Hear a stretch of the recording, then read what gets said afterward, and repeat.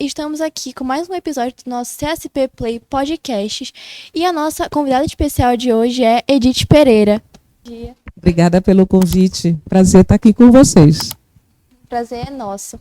E nós vamos começar com a seguinte pergunta.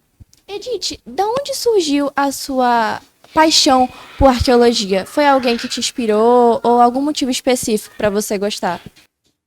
Olha, pelo que eu lembro, né, já se vão muitos anos, eu sempre gostei, mas eu fui, de certa forma, estimulada pelas leituras que eu fiz.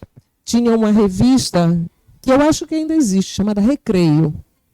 Então, eu era menina, da idade de vocês, e meu pai comprava essa revista para mim. Então, tinha vários assuntos. E, de vez em quando, tinha alguma coisa de arqueologia, de paleontologia. E aquilo começou a despertar o meu interesse. E depois eu comecei a conhecer um pouco das grandes civilizações. Incas, maias, né, astecas. E eu tinha a vontade, né, de ser arqueóloga, eu achava aquele trabalho fascinante. Então veio mais ou menos daí, até eu descobri que a arqueologia na Amazônia era outra coisa, que não eram as grandes civilizações, mas que era tão fascinante quanto.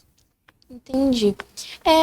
E explica um pouco do seu trabalho como arqueóloga.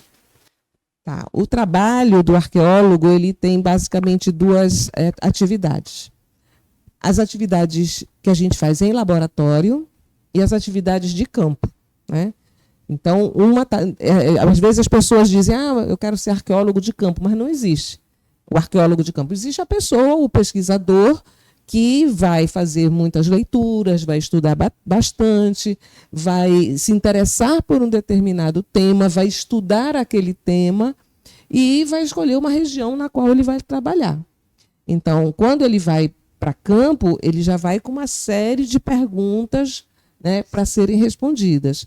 Então, vai para campo, primeiro procura os sítios, isso se chama prospecção arqueológica, né, é procurar os sítios. Uma vez que a gente encontra os sítios, eles vão ser documentados, escavados, quando há o caso, né, porque nem sempre a gente escava, dependendo da situação. E o material que é coletado dessas escavações é levado para os laboratórios. E aí a gente tem que sentar, analisar o material, que pode ser podem ser vários materiais, pode ser cerâmica, pode ser artefato em pedra, pode ser restos de alimentação. Então, tem vários vestígios materiais que o arqueólogo estuda. Sim. Eu estudo arte rupestre. Sim, e onde você conheceu o Monte Alegre? Foi por uma das suas pesquisas dos sítios? Foi quando eu fui fazer meu mestrado. Meu trabalho era para identificar os sítios de pinturas rupestres e gravuras rupestres da Amazônia. Mas eu não tinha como ir nos lugares naquele momento. Então, eu fiz uma pesquisa bibliográfica. Então, fui procurar muitas informações através de viajantes, de naturalistas. E, a partir do relato desses viajantes, naturalistas, eu fui conhecendo. Eles foram falando de vários lugares. E, engraçado, o lugar que eles mais falavam era Monte Alegre. E aí, quando eu me formei, que eu terminei meu mestrado, eu consegui um recurso de pesquisa e que era para visitar os lugares que eu tinha encontrado na bibliografia. E Monte Alegre era um deles. Entendi. Bom, Edith, conta um pouco pra gente, qual foi a descoberta mais fascinante, assim, que você descobriu? Foram as pinturas de Monte Alegre.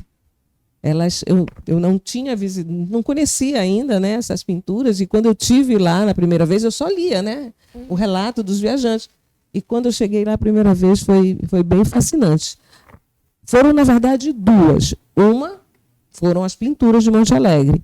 E a outra, muito impactante, foi, não sei se vocês já ouviram falar, nas grutas que tem os cemitérios da cultura Maracá. Já ouviram? São urnas funerárias, né, que são representadas de cerâmica, que é representada por um homem ou uma mulher sentada num banco e com as mãos nos joelhos. E elas não são enterradas, elas ficam em abrigos na superfície. Então, quando eu entrei na primeira vez num abrigo desse e vi, foi muito impactante mesmo. Edith, como é o dia a dia de um arqueólogo? Quais são as atividades mais comuns que você realiza? Bom, no laboratório, a gente vai fazer a análise do material, né? Então, se tiver cerâmica, a gente tem um trabalho meio de formiguinha, sabe? Então, tem que analisar os fragmentos de cerâmica ou os fragmentos de material, que é artefatos em pedra. Se for arte rupestre, a gente tem que estudar os desenhos para ver aqueles que são semelhantes, aqueles que são diferentes, né? E no campo é o trabalho mais, assim, digamos, é muito excitante, porque a gente vai procurar os sítios, né? E quando encontra, é sempre uma descoberta muito legal. A gente fica muito fascinado quando encontra um sítio, né? Porque os sítios não são iguais, né? Tem sítios muito diferentes um do outro. Então, isso é muito fascinante. E aí, esse é um trabalho de você andar muito no mato, porque os sítios não vêm até a gente, né? Nós temos que ir até eles, então isso envolve, às vezes, muitas caminhadas, andar muito por trilhas, até chegar ao sítio e aí começar o trabalho de documentação de todo o sítio. E, Edith, como é o seu dia a dia como arqueóloga? Bom, meu dia a dia quando eu estou aqui, né, eu vou diariamente para o museu, que é onde eu trabalho, lá eu tenho a minha sala, computador e os laboratórios para poder fazer a análise do material.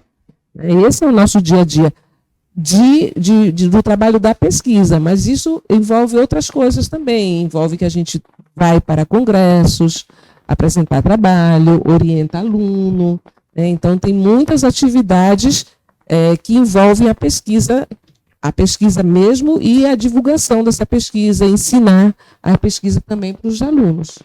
Sim, e as dificuldades?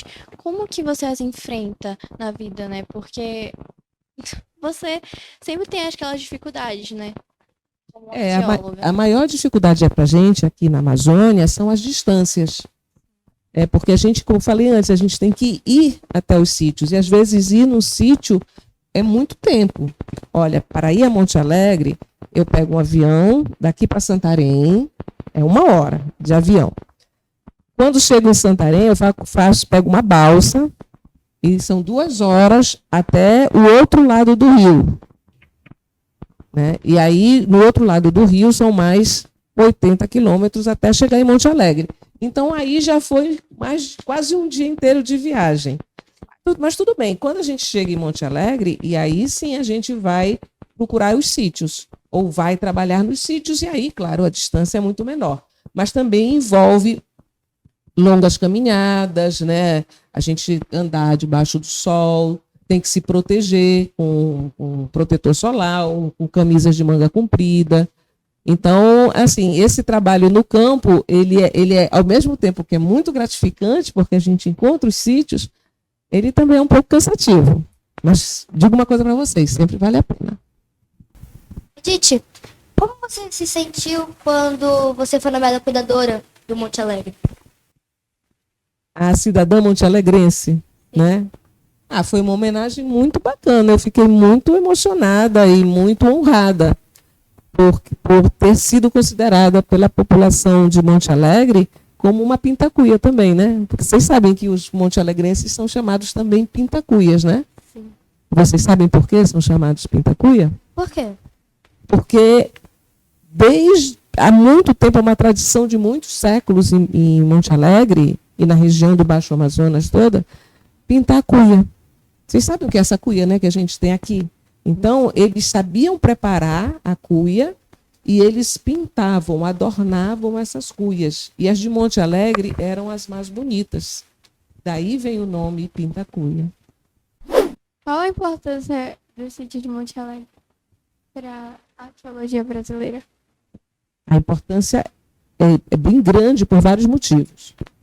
Um deles é que ali em Monte Alegre se desenvolveu viveram povos ali há pelo menos 12 mil anos. né? Então, é um dos lugares que tem povos vivendo muito antigos, né? Uma antiguidade muito grande da presença humana no Brasil, está ali em Monte Alegre. E a outra são as pinturas rupestres, que até o momento a gente não encontra nada parecido em outros lugares daqui do estado do Pará, da Amazônia e do Brasil, que seja semelhante às pinturas de Monte Alegre. E as dificuldades de preservação, como que elas são? Olha, tem alguns problemas. O maior deles é o fato delas estarem, os sítios com pinturas, estarem na natureza e a gente não pode trazer eles para dentro de nenhum museu. Então, eles sofrem as ações do tempo, da chuva, do sol, da poeira, né? E isso aí são questões naturais, né? que de alguma forma podem prejudicar. Também tem a formação de líquens, né? que vai crescendo, às vezes encobrindo, às vezes as cabas vão fazer ninho perto ou em cima das pinturas, isso tudo. Mas isso são problemas que, de alguma forma, se pode solucionar, alguns deles, né? Mas o pior de todos os problemas é o desconhecimento das pessoas sobre a importância daquelas pinturas. Então, muita gente vê e não está satisfeito em ver com os olhos, né? Quer deixar também a sua marca e acabam riscando em cima das pinturas ou danificando.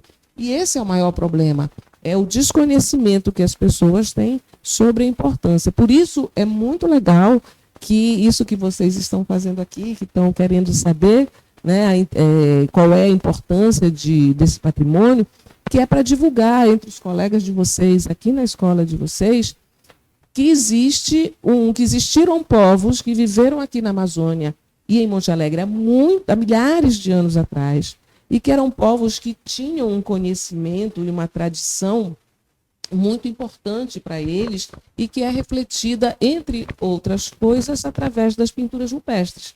E que se essas pinturas estão ali e se elas forem destruídas, não tem quem as refaça.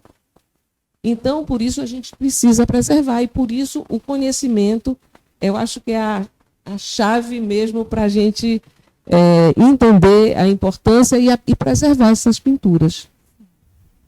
Como o envolvimento da comunidade local tem desempenhado papel nesse processo de preservação do sítio?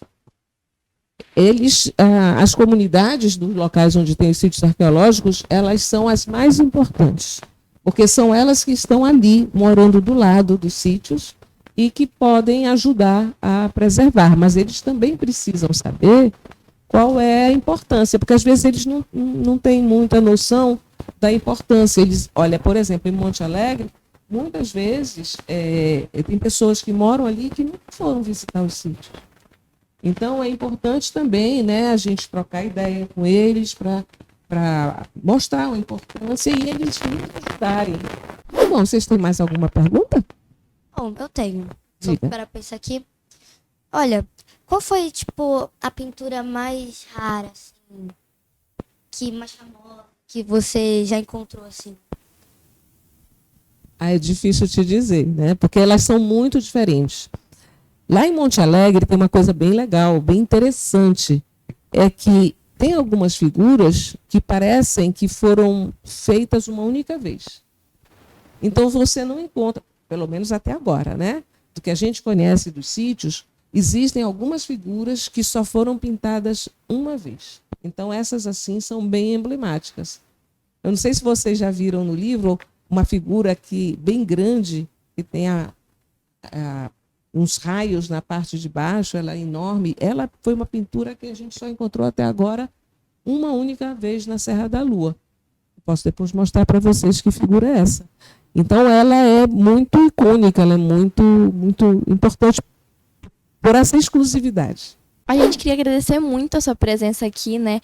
É uma honra ter a senhora aqui com a gente, porque o nosso trabalho envolve muito a senhora com as artes de Monte Alegre, o que é o sítio de Monte Alegre, e quem é mesmo a Edith Pereira. E é uma honra ter a senhora aqui com a gente. Olha, a honra é para mim ser entrevistada por essas lindas meninas, mulheres, quem sabe, futuras arqueólogas, né? E eu agradeço muito por vocês me convidarem, pelo interesse de vocês por esse tema. E estou à disposição de vocês cada vez que vocês precisarem. Tá bom? Muito obrigada, Edith.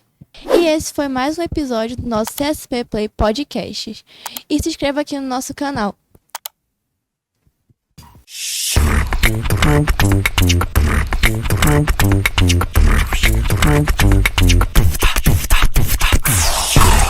Em nosso canal, você irá encontrar os mais diversos temas.